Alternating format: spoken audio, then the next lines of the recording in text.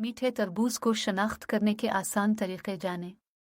महज देखकर मीठे तरबूज का इंतखाब नहीं कर सकते और घर जाकर फीके फल का जायका बहुत तल्ख महसूस होता है, तो रसीले और मज़ेदार फल को मुंतखब करने का राज किया है। वैसे तो फल की शनाख्त के मुख्तलिफ तरीक़े हैं, मगर दो चीज़ें मुश्तरक हैं। फल मुख्तसर होने के बावजूद ज़्यादा वज़नी महसूस होगा।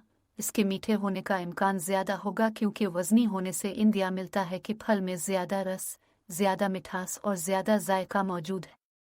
दूसरी चीज़ यह है कि हर चीज़ मुतवाज़िन हो, यानी फल से जो खुशबू आ रही हो वो बहुत ज़्यादा ना हो, इसकी जल्द मुस्तहकम हो मगर बहुत ज़्यादा मुस्तहकम ना हो।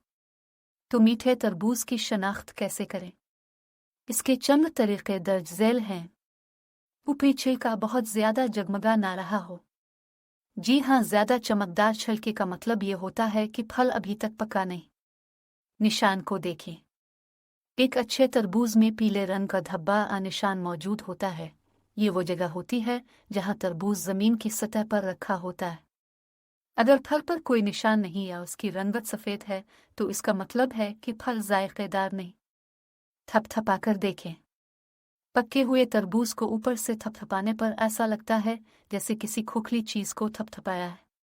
इसके मुकाबले में अगर फल पर दस्तक देने से ठोस चीज़ को थपथपाने जैसी आवाज़ आए तो ये फल के पके हुए न होने की निशानी होती है।